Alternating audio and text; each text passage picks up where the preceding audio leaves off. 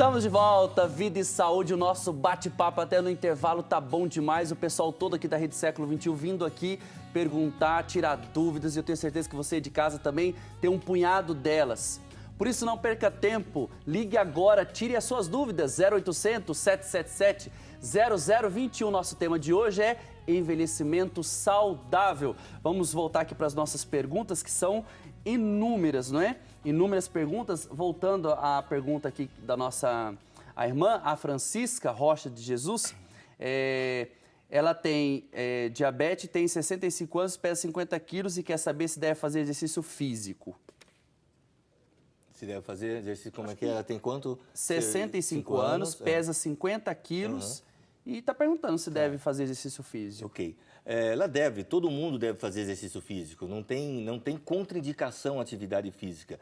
Muito pelo contrário, a gente está falando de poupança e saúde, eu vou dizer o que a pessoa mais tem que criar no corpo dela como poupança à saúde. Ela tem que criar músculo. Quanto mais músculos ela tiver, não estou falando de ficar marombado, ficar forte demais. Eu estou falando simplesmente de você olhar para o seu braço, beliscar o seu braço e não sentir tanta pele. Se a pele estiver grossa, você tem muita gordura e provavelmente lá dentro tem pouca musculatura. E é um processo natural do envelhecimento a gente perder musculatura por inatividade, por não fazer exercício físico, por causa de baixas hormonais. E a atividade física, o exercício físico vai estimular o crescimento muscular e músculo é uma poupança de saúde, sempre. Existia uma outra pergunta, só queria voltar um pouquinho porque ficou uma coisa na minha cabeça. Sim. Existia uma outra pergunta de uma pessoa que ela deu um peso de 70 e poucos quilos. Ela come muito durante Come pouco. Come pouco durante a vida, o dia dela, toma muito remédio. Gostaria de saber se isso traz risco à saúde. Ela tem 66 anos e pesa 77 quilos. É a Silvia Maria de Assis Portes. Então vamos responder a Silvia da seguinte forma. Em relação a comer muito ou comer pouco, eu diria o seguinte: existe uma frasezinha muito comum que todo mundo já escutou por aí, que diz o seguinte: você é aquilo que você come. Já ouviu isso, padre? Já ouvi. Então, não é assim. Você é aquilo que seu corpo faz com o que você come. Tô ficando preocupado, doutor. Tá? Você pode comer muito bem. Se o seu corpo não responde àquele tipo de alimento, a gente estava comentando em off, aos horários de refeição que você faz, ao tipo de atividade que você pratica, como o seu corpo está gastando isso, aí entra a parte hormonal, a sua tireoide, que não é lá muito boa, a sua menopausa que está atrapalhando, está perdendo musculatura, enfim, aquilo que você come não é importante. O importante é o que o seu corpo faz com o que você come. Então, eu responderia para ela assim, fazendo um cálculo, eu acho que você está talvez um pouquinho fora do peso, fazendo um cálculo de cabeça.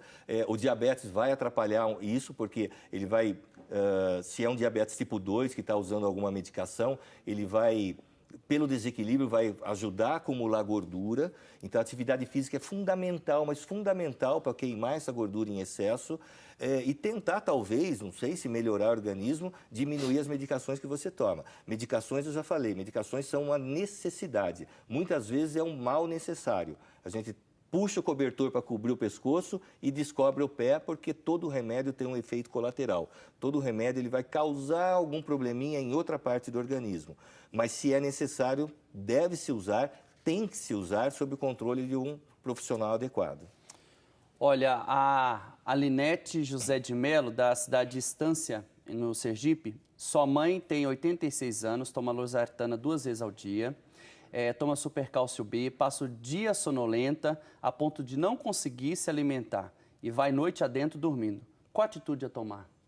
Isso pode ser um problema neurológico, pode ser uma narcolepsia, pode ser alguma... Qual especialista, doutor, que ela poderia procurar? É um neurologista. Neurologista. Um especialista em sono, se houver, mas um neurologista. É o especialista mais indicado para ver se esse sono excessivo, falta de alguma substância cerebral, se a alimentação dela estiver correta, como é que estão as catecolaminas dela, que são substâncias que estimulam o nosso organismo, enfim, é um neurologista.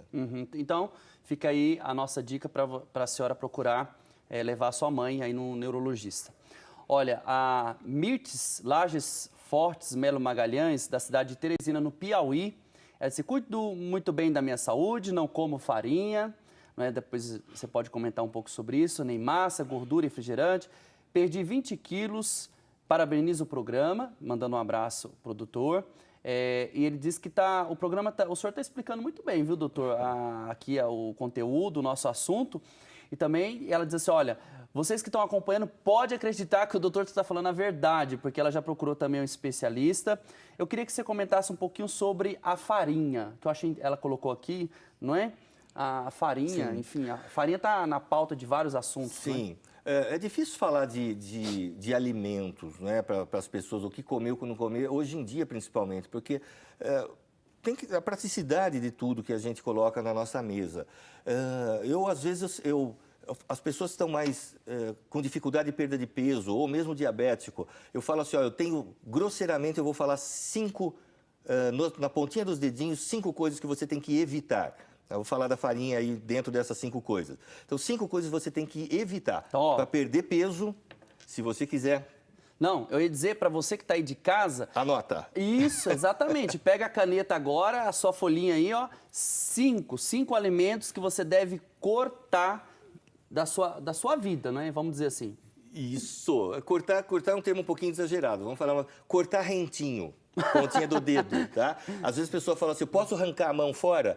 Pode. Existe dieta chamada cetogênica. É um tipo de alimentação. Você tira totalmente carboidrato, quase totalmente carboidrato da sua vida. Mas dos 5 dedinhos eu colocaria assim, ó. Corta o máximo que puder 2 deles, que não são naturais. Os outros 3 são naturais, mas são carboidratos e engordam e para o diabético é um problema. Então, o que não é natural? Primeiro é o óbvio, o açúcar. Branco ou mascavo, ou demerara, ou cristal... Aquele orgânico. É açúcar. Orgânico é açúcar mascavo. É açúcar que é a só rapadura. Muda o nome, não é? Ele tem sais minerais, tá. ele é o melado da cana, condensado, tira água e condensou e ralou, enfim. É melhor que o branco? Muito melhor que o branco, muito melhor. Mas é açúcar. Tá? Bacana. Ele vicia. O consumo de açúcar hoje na nossa sociedade não sei quantas vezes maior do que há 50, 100 anos atrás. O que a gente consumia de açúcar há 100 anos atrás, o que uma pessoa consumia por dia, hoje é 40, 50 vezes a mais. Eu não lembro dos dados mais de cabeça, mas é um absurdo o consumo de açúcar. Segunda coisa, farinha. Não importa se é farinha branca, se é farinha, como é que se diz, integral, não interessa se é pão de 300 grãos, ou 400 grãos, ou 20 grãos, seja lá o que for. Farinha é farinha. É natural? Não. A natureza não nos dá farinha, assim como a natureza não nos dá açúcar. A fruta nos dá açúcar, a cana nos dá açúcar, mas a natureza não. Bom, esses 2 aqui eu cortaria o máximo possível, focando um pouquinho mais na farinha, que foi a pergunta. Farinha tem um outro problema, que a maioria das pessoas tem uma irritaçãozinha intestinal causada por uma substância chamada glúten. Estamos falando aí, tem glúten, não contém glúten ou não. Entre o açúcar e a farinha, se eu pudesse, eu tiraria a farinha. A farinha faz mais mal, talvez, do que o açúcar. Mas açúcar fermenta, açúcar vai irritar também meu intestino, vai causar disbiose, que é aumento de bactérias que não são legais para mim. Mas dou 5 dedinhos ainda. Açúcar, cuidado, muito cuidado. Farinha, raízes. Cresceu para baixo da terra é carboidrato, é açúcar. Batata, mandioca, beterraba. Batata doce. Batata doce, cará, inhame, cenoura. Cenoura tem uma vantagem, tem bastante fibra, desde que ela não seja muito cozida ou cozida. Outra coisa, arroz e feijão. Comida de brasileiro, né? Engraçado, mas eu olho no prato dos gordinhos, eu não vejo por que põe arroz e feijão nesse prato. Ah, doutor, mas o que eu ponho no prato? Não sei, a gente pode falar de supermercado depois. Foi uma pergunta que você me fez, né? É difícil ir, o que eu como? Mas arroz e feijão, que está no prato do brasileiro, é carboidrato puro. O pessoal mais velho fala assim, mas feijão tem ferro. Qualquer pedacinho de bife tem mais ferro, qualquer brócolis tem mais ferro do que feijão, vegetal verde. A feijão tem... e outra, minha bisavó cozinhava feijão em panela de ferro.